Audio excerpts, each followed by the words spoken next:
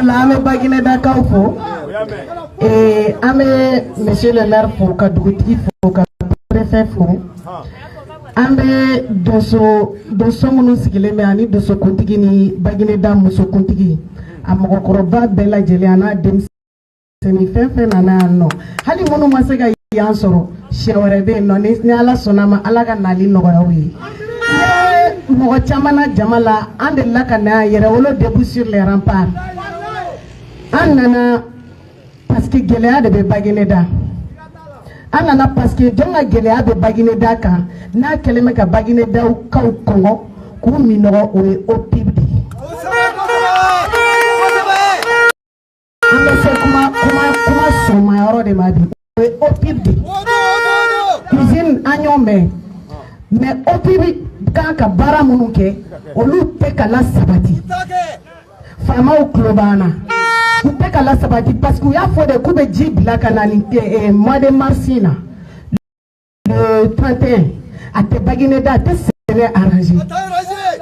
Donc ni baguineda Congora, Bamako de Congo, ni baguineda Congora, Mali de Congo, ni baguineda Minora, Mali de Minoro. Adoni kele kama ambalmake flene Abdoulaye Zoum pour qu'on a 10 soro kami.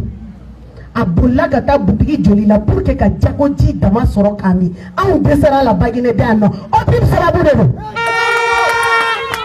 on peut pas faire kanda maga la sanfe mais on va fouiller parce qu'il y a donc kasola sietama a jenyo chama me kenela nyere fa do sigile flèche chapeau ba kuna awo kamaro do kasola ko parce que ka ba fait aka jamana kana aka sigida kana minoro aka sigida kana Congo façon de nyuma ko ke crimineli pour afo celibat ibeta ake kaso konoral mais ba foni foko tchedjugudi donc anga folie de camarade Ben le cerveau de Nioro la yandem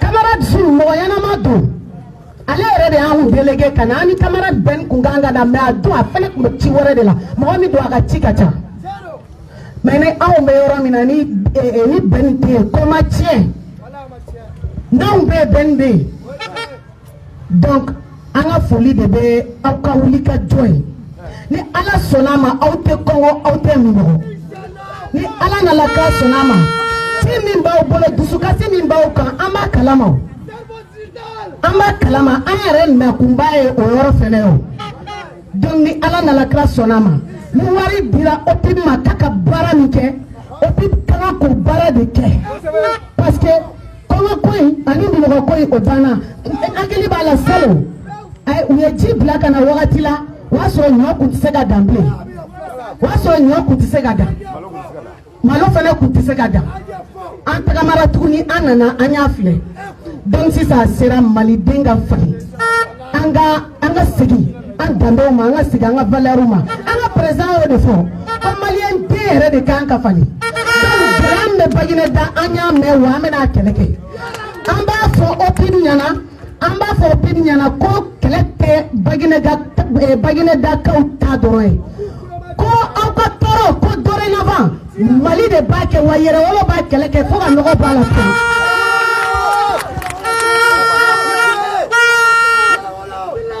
merci. Au volet moi non. Honorable Moussa Diara, camarade Memeta, oui, comment ben faut que sera cédé à Onyo. Nous débat on sera cédé à Onyo.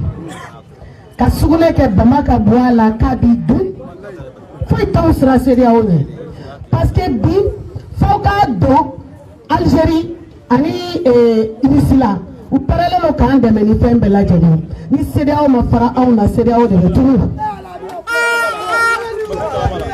Asilo kale ni mogote nyogono aduni mogote nyogona me ubla le mala mwato utesala wafa kusa utena sega sala parce que peuple jolé me asimi kofe yera ora debout sur les remparts c'est soro ni ala na la classe na ba peuple jolé ba kofe yera ora teo anga dina nyamo jolé lo asimi kofe anga morfatu jolé lo asimi kofe anga kili temila bere bole lo mo mi seko mi e benye bala seko ko foli ma u bɛ baara min na transition président yɛrɛ ko k'a y'a mɛn k'u ni ce u ni baraji donc an bɛ foli de bila o ye parce que assise nationale kɛra minnu ko k'u tɛ taa assise la parce que sigikafɔ ye damo ye minnu ko k'u tɛ taa assise la ne hakili la olu da tɛ Maliko kuma la bilen bi u bɛ min ye olu b'u da dɔn u bɛ mun de fɔ an ye bilen anw sigira anw kumara anw bɛnna ko la anw ko san 5 ne seko tɛ an seko tɛ Asimi ka diplomatie la mais vraiment san 5 in kan ka kɛ tɛgɛ de ka mɛnɛ CEDEAO ɲɛkɔrɔ fo ka taa sa a ɲɛ ka bɔ Mali la hali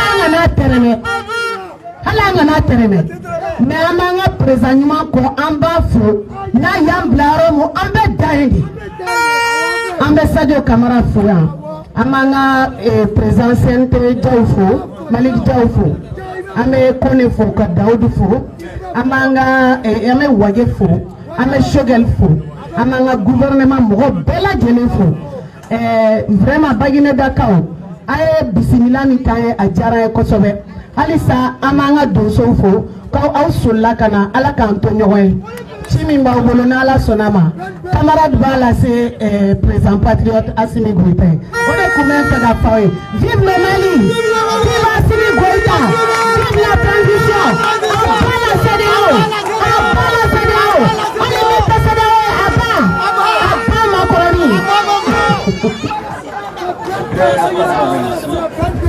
Jama siamo, assalamu alaikum. Nele Lassana Maïga, le secrétaire général de SNESPAM. Sénékelao, Nianikelao, Bagamalao, Ani Diritilao, on le willa ala kamakla kamakabo, Utriko, Kaseku Takolo Kumafo. Bagina périmètre, mais faut pas faire au Abina fait. Le périmètre est là, il y a 101 ans. Babu le périmètre sigi a ka taa somɔgɔw tagara ka n'u diyagoya sigi k'u ka sɛnɛ kɛ ka capital balo mais Amina y'a fɔ cogo min ko ni kuma bɛɛ fɔra a dira a dibagaw ma mais yɔrɔ dɔw bɛ f'ulu ka corriger Bagina k'o faamuya o yɔrɔ min ye olu yɔrɔ bɛ Amina ye Bibi ko min fɔ olu de b'an nin kan u y'an wele tribunal la ko parce que dɔ an ko di. Ayana dit que Kalawaro Sénékela, tu fouilles ta bonne Sénété. Kalawaro a te dit ça. Au comment fera droit au tribunal. À mon tribunal là, tribunal comme une saisie à Irakafo, SNESPAM, on les doit créer des adjoints sur la tasso. Le Balmao, à mon de Niafo Amina de Panda pour faire une double coup d'année. Au fond, on doit se dire le fort Cour suprême. J'ai pas dit que vous faites l'aujourd'hui, ma femme de juger l'homme. Amen, c'est ça. Dans le cerveau, il fallait pas comme un de notre pour contester les bacs, les garçons. Le DAF de l'OPIP, c'est lui qui l'a dit. Premier, c'est le bac, les garçons. Makaranta a bandika. Somotelena, Dematelena, métier. C'est le moment cela. Abarkalae, Magaya, merci. Aïe, t'es grave, t'es grave, t'es grave,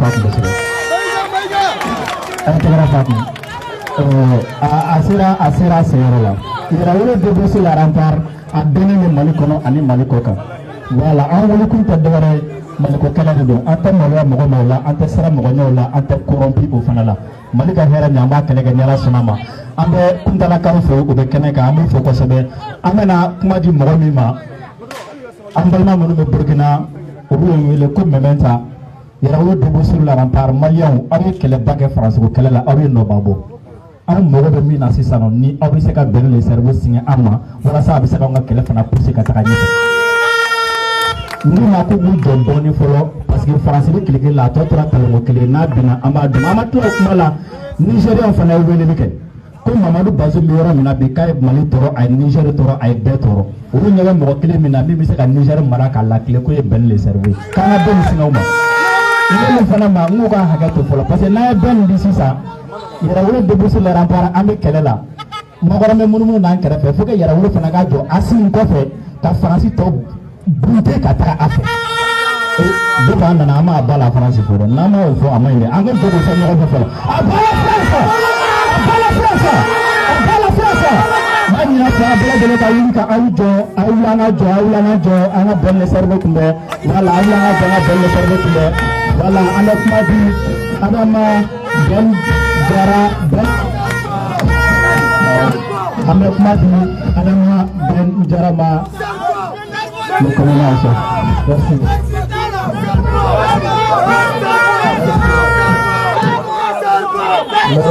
merci camarades, merci Mementa.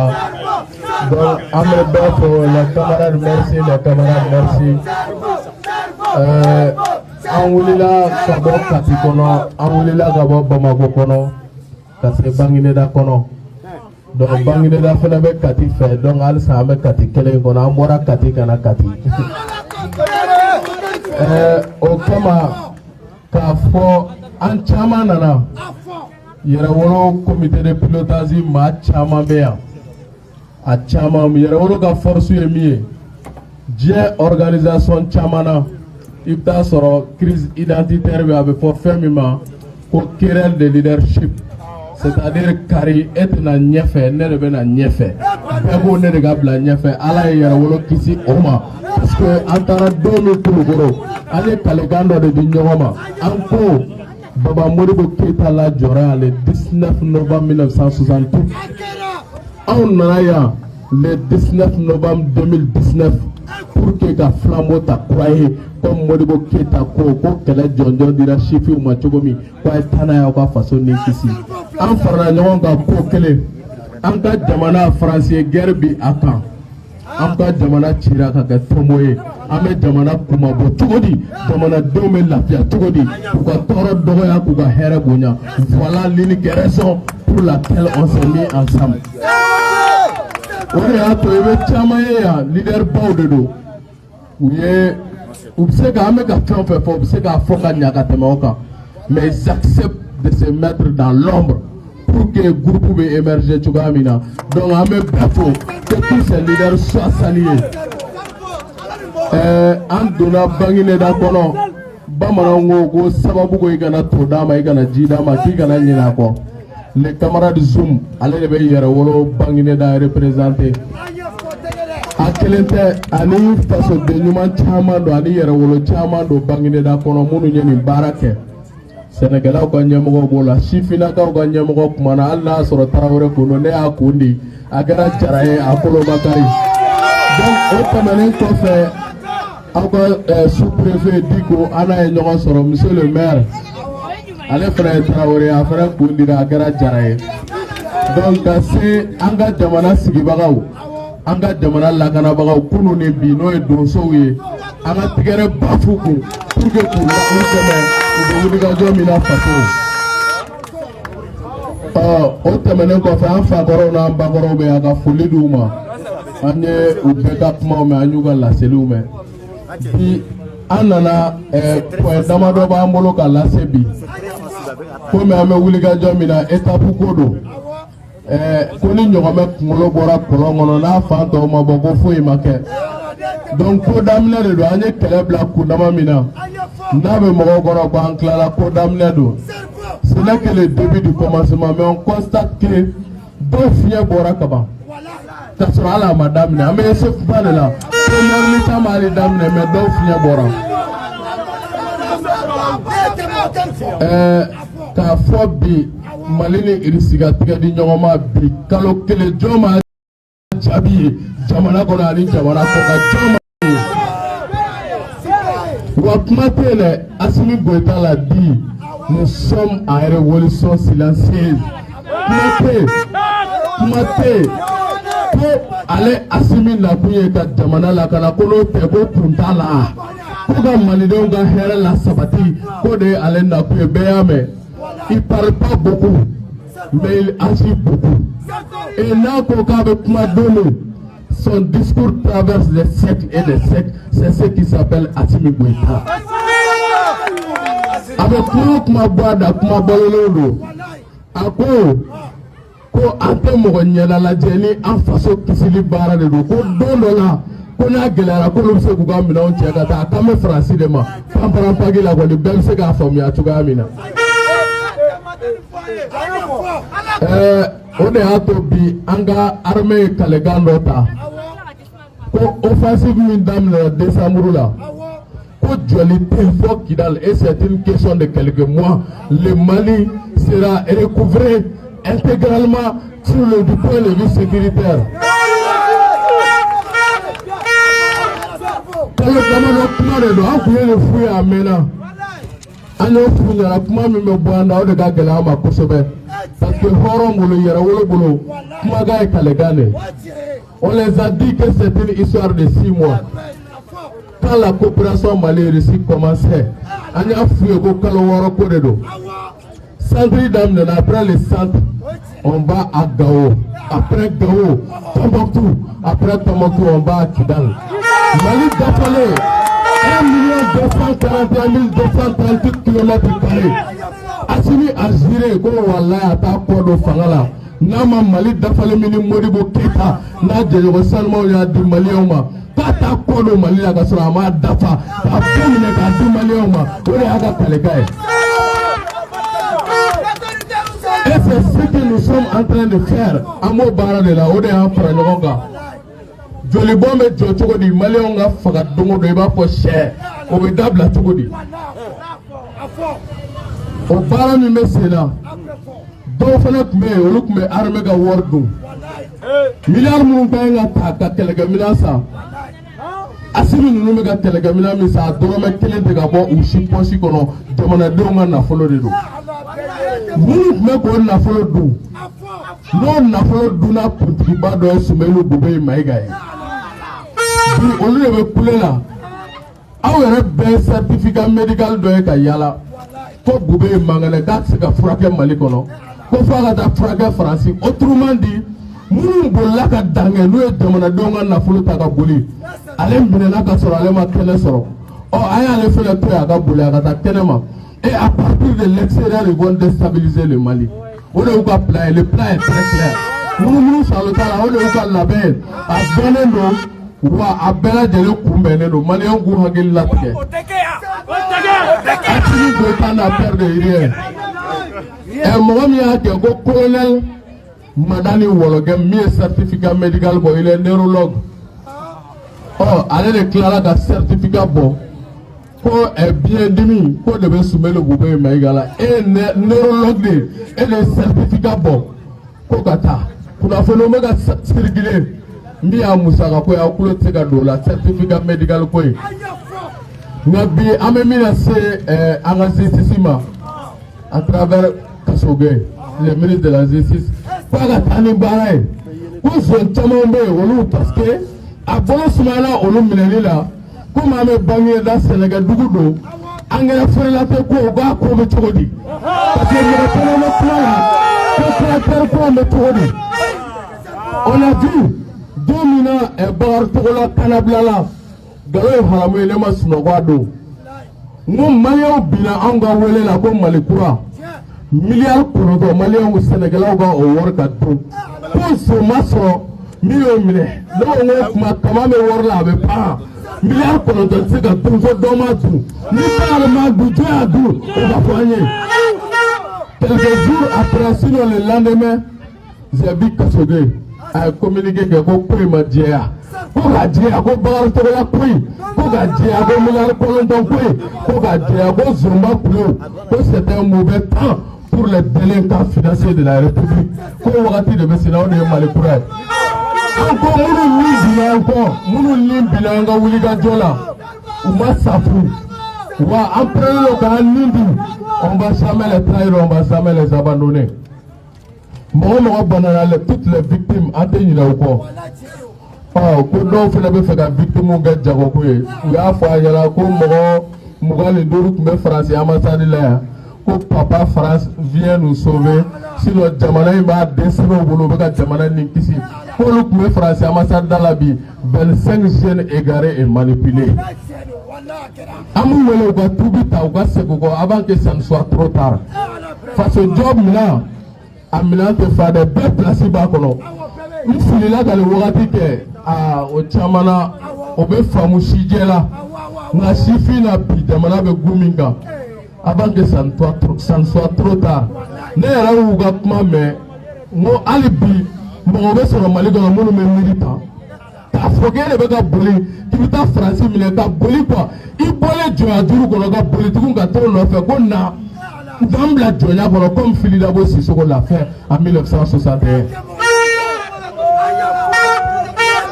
Ango do fere mu yere o mo go be o be lafia no be joya ko be fe ga to bolo ko no mayala me amu wele ga tubi ta tubi mna ma datugo ko CEDEAO ka nga sigi ke sini o ya nga kuma labai nane nga do kuma laba ngono anya e jamana e kesu baro daele ko soutien à la transition o yere wolo yere bna kuna fundi bado ke min la yere wolo bna ga wori fara nyonga kuni deme de be yere wolo bolo ka di transition ma pour que armée se ka deme tuni anga jamana ka lafia Salo Kalégale dit go ani ananga nafolo ananga donia en prenant go bede blanc à la disposition de la patrie pour la victoire finale.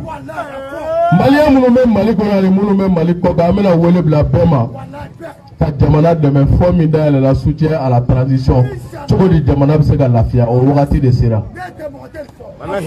Ko CEDEAO kaenga sigisini. Kuye IEMOA wele kataka akara lo ya soro Ghana erete IEMOA kono. Oh, ça veut dire ce que ça veut dire. Anga nga doye kwa la nga institution socio-régionalu. Che nunumbe fa uba ode toko ko français. Wali jamana nyemo yuka jamana donga la nyini bla. Kubeta français ga la nyini unta billahi. Billahi. Mo laidu di jamana dembe ma minte soso. Ibe tawa français kele me klaki labla.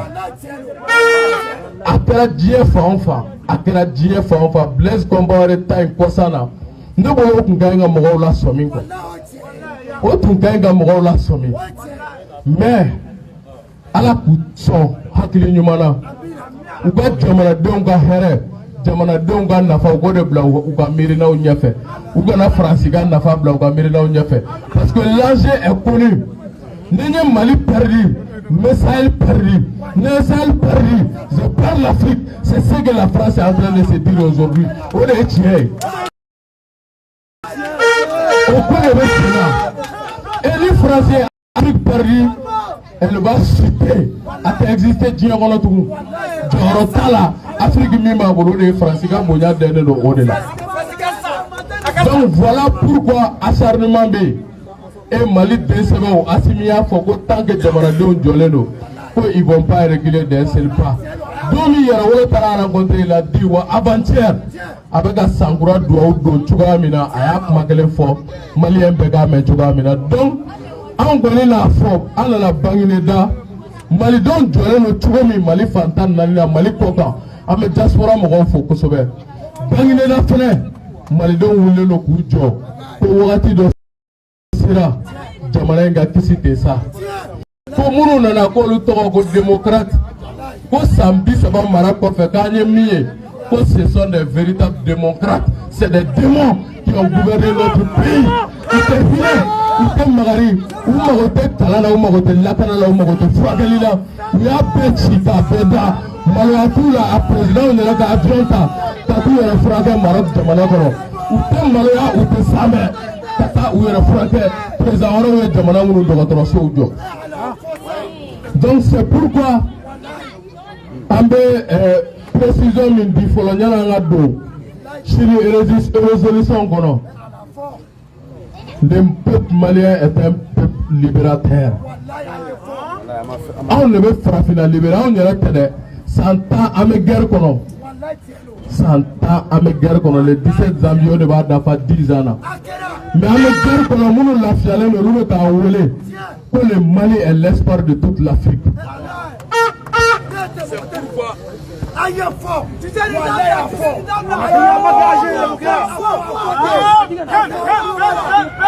continue à la révolution.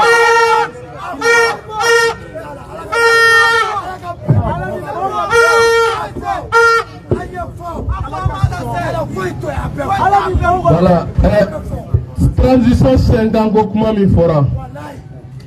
Koga Adam, 6 mois, là, 5 ans. Un pays en guerre pendant 10 ans.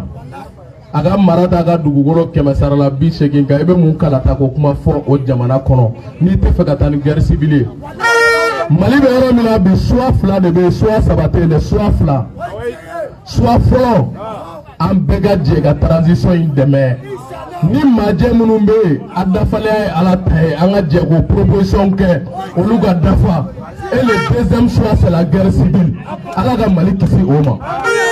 Nous ne faisons pas jamana déstabiliser, nous ne faisons pas Chidéo là, France ga Soussounou, nous ne faisons pas qu'ils ont essuyé. Parce que la jeunesse malienne est mobilisée. Ni a tenté comme je l'ai tout le temps dit, tu vas manger ton totem. Moya Koroboyebi Tanadou. Faut que Dieu ou ante segango, ante jo, ante segango. Et nous allons jusqu'au bout. Et le kilik matamulo. Maintenant, quand on avait Bamako, quand il y a eu le temps, après 2012, Amadou Ayaka Wakati, on a Wuliga Joka, nous, mais nous avons Wuliga Jokono. On a Yamore Boakar Bore. We communiqué dans beaucoup, ko olutu yere transition sanduru la mo chamanya wele ango goni yere wolo togu saleno mais le système est très fort.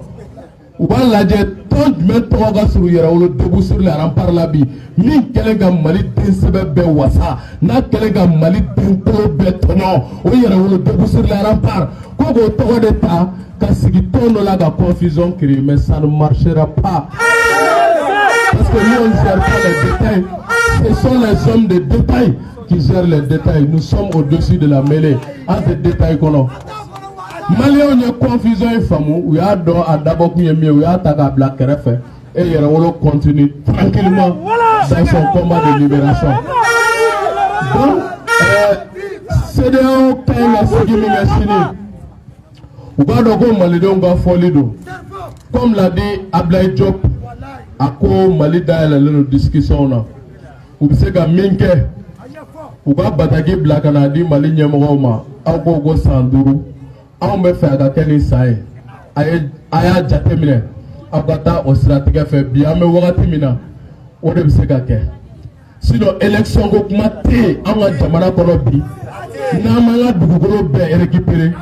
Wa asimi boita bouger les gokuma o era konteo parce que nous pas bouger de comme Salif Keita l'a dit o bouger les gokuma terre o kumate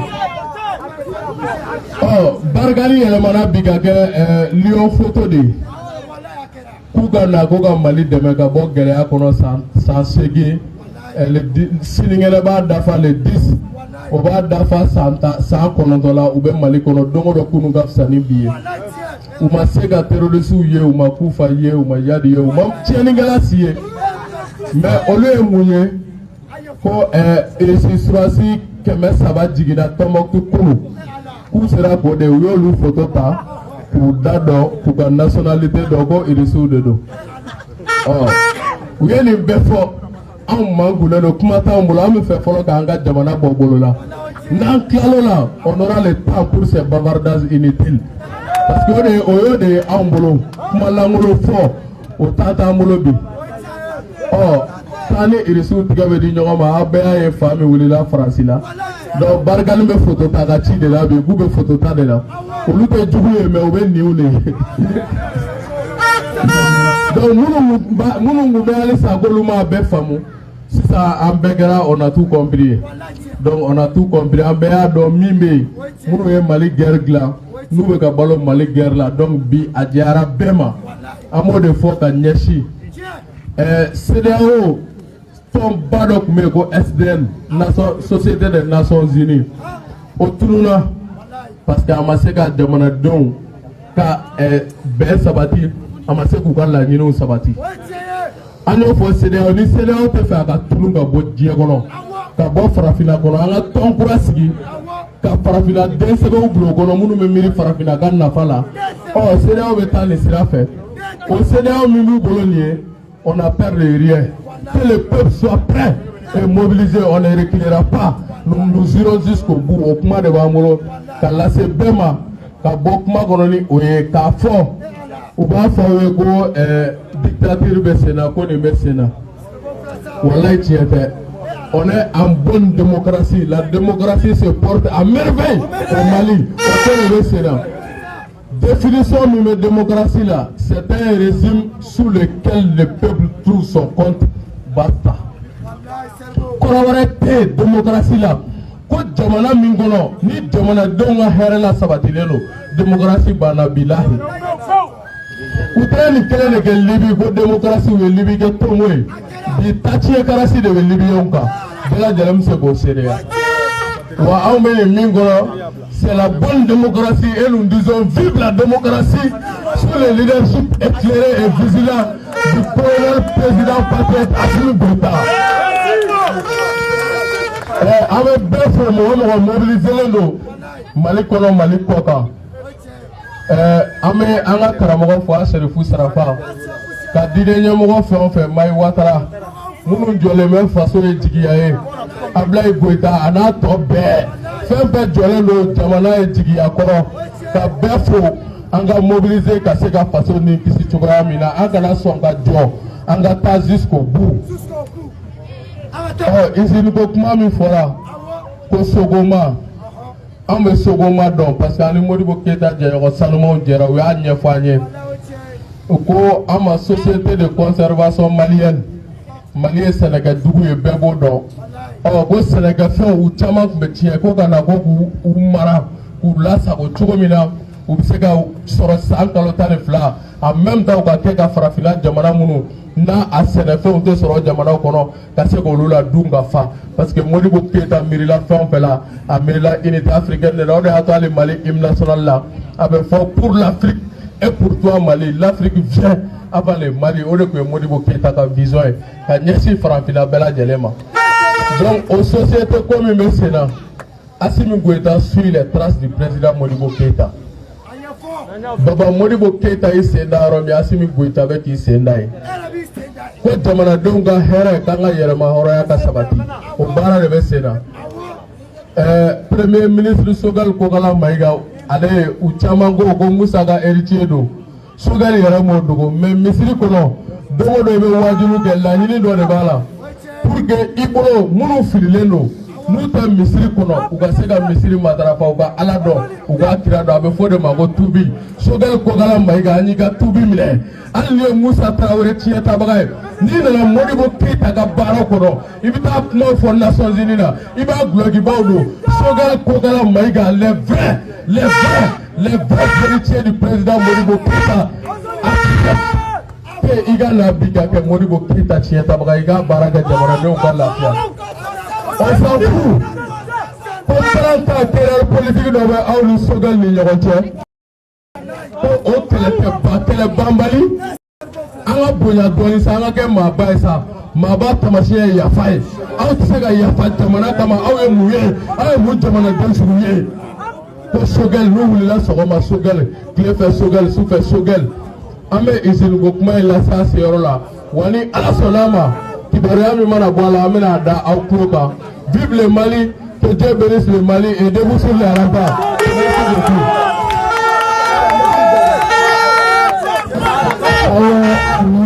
Jama an bɛ foli bila bɛɛ lajɛlen ma k'a fɔ n'u ma aw natɔ sɔrɔ o kana aw tatɔ o sɔrɔ an bɛ Ala deli Ala ka an bɛn ni mɔgɔ wɛrɛ ma Ala ka Mali kɛ malidenw sago ye an bɛ min ɲini Ala k'o nɔgɔya an bɛɛ lajɛlen. Vive le Mali.